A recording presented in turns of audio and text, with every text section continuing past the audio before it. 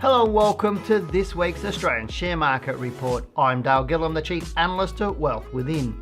This week I'll be discussing cryptocurrencies, and then I'll touch on the All Ordinaries Index and the price of some of the major cryptocurrencies being Bitcoin, Ethereum and Ripple. Before we jump into the report, I'd just like to mention if you have any thoughts on cryptos or investing, please comment below and subscribe to our channel to keep up to date with our new content.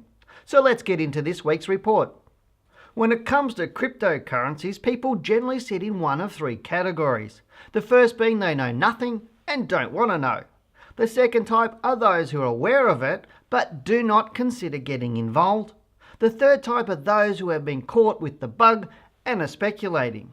But what are cryptocurrencies? Are they something we should be taking note of? And should we be attempting to make money from them now and into the future? Before we get into what they are, the category you sit in right now will be determined by your knowledge, your experience and tolerance to risk. The type of people who know nothing about cryptos will generally have a low level of knowledge on investing and a low tolerance to risk.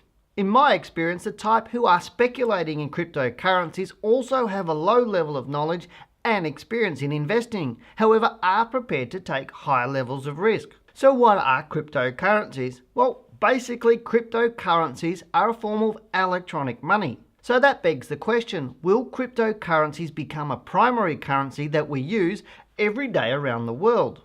Now, I don't believe that cryptocurrencies will become a main form of currency anytime soon. Although we are definitely heading towards a cashless society with things such as Apple Pay and others. But I don't think we'll be buying our groceries or paying our bills with Bitcoins anytime soon.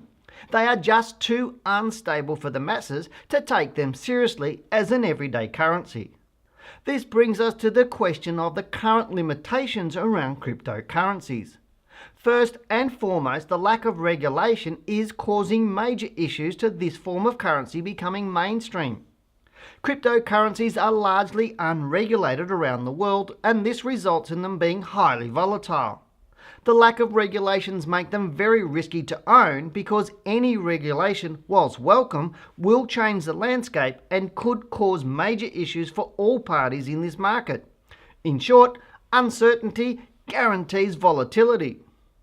For currencies to be stable, they need government regulation and safety nets such as regulated currency exchanges.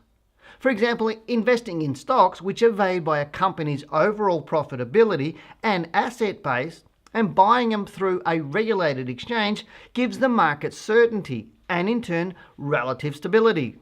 When you speculate in a cryptocurrency, you are realistically putting your trust in someone you don't know and expecting them to honour that currency and hold safe your investment in it. And you're also trusting that someone else you don't know will be willing to pay you more than you did for it. Lastly, you're hoping to be able to convert it to something more tangible that you can properly value, like real cash or assets. According to our regulators, exchange platforms on which you buy and sell digital currencies are not regulated. So if the platform fails or is hacked, you will not be protected and will have no legal recourse. Cryptocurrency failures in the past have lost investors significant amounts of real money. In most countries, cryptocurrencies are not recognised as legal tender and are only regulated to the extent that they fit within the existing laws, such as tax laws. This alone is why I will not touch this area at all. And to date, I don't know any professional investors or traders who do. Now you might be asking if there are any valid reasons for cryptocurrencies. Sadly, at the moment, I don't think they have a lot going for them. There is no valid reason that I can see for trading or investing in them. Just because someone can buy or sell something does not make it viable for others to do so. There are plenty of examples over hundreds of years of people investing into things that turned out to be either scams or financial disasters. That said, the whole idea of cryptocurrencies is that they are decentralized and it gives consumers back power over the banks. And I have to think that is a good idea. Decentralization means lower transaction fees and faster processing times for individuals when making payments. This is nice in theory, however we are not yet at that point where this is possible on a daily basis. Personally, I would much rather have my money in the stock market where I know that I can make money and not have to worry 24 hours a day whether my investments have dropped 20% plus in a matter of minutes. The truth of the matter is that the laws of making money have not changed, and those who do not follow them end up broke, and those who do end up financially secure. So let's get into the charts this week. Alrighty, on your screen right now there's a weekly chart of the All Ordinaries Index, and last week, which is the week ending the 20th of April 2018, we can see that the All Ordinaries Index opened up at 5924.7, which is on its low price for the week, and you can see that little tick on that vertical bar, that little tick right at the bottom, that's the opening price for the week. It closed at 5964.4 points for the week. Now, interestingly, its high was 5996. Now, so what you're seeing here is the market opened, it traded right up to that 5996, and it came back down to close roughly where that horizontal line is there at that 50% level that you're seeing. So closing at 5964. So there was weakness towards the end of the week. So early in the week it was stronger, and towards the end of the week it was a little bit weaker. As they say, the amateurs open the market, the professionals actually close it. So to me, interesting at this point in time is to see if we can do another week up. I'm expecting maybe one more week up in our market, maybe two before we get a week down. And why I'm expecting that is obviously I'm waiting for this low here on the week ending the 6th of April to confirm as our 2-year low. If that's correct, we'll have another 1 or 2 weeks up, then maybe 1 week down, maybe 2 weeks down after that, and then the market will start to rise up again through towards the end of the year. So that's what I'm expecting. If in case the market does have a down week this week, then we may not have seen the end of our 2-year low, and it is possible that this low here of 5834 will be broken. So this week's one of those weeks. If, as I said, if it does go up this week, the probability that we are now in a bullish market increases dramatically. If we get 2 more weeks up, it increases even more again, and it's pretty highly likely. But there's one of the golden rules that I always have in trading is trade on confirmation, not speculation. And confirmation means you know what's happening, not you're guessing. And I find too many traders guess at what they're trying to do. I'm just going to have a quick look at the Australian US dollar. And just having a quick look at that, we did look at that the other week, and you can see here how this current week, or the last week pretty much, is reasonably bearish. This is a monthly chart on the Aussie dollar. You can see here how it is opening and closing right now down to the bottom of the bar. I'm just going to bring up the weekly chart so you can see a little bit more of the weekly action. Here you can see last week was a little bit bearish, opening at around 77.5 cents and closing low, near its low at 76.5 cents. So be interesting to see whether this can find some support here. If it does, then it should move up from that point of view. So let's get into the cryptocurrencies now. Okay, the first one I want to chat about is obviously the biggest one being Bitcoin. And as you can see, the chart I've got on my screen right now is not from my charting package, which is Optima. And the reason why it is I've just never ever decided to put the data for cryptocurrencies in that. I can if I wanted to do, but essentially I don't trade them, and I really don't see the sense in me getting that data for that very reason. So I've just brought this data up from a website. I've got a few different charts here on the 3 different Bitcoins that I've got.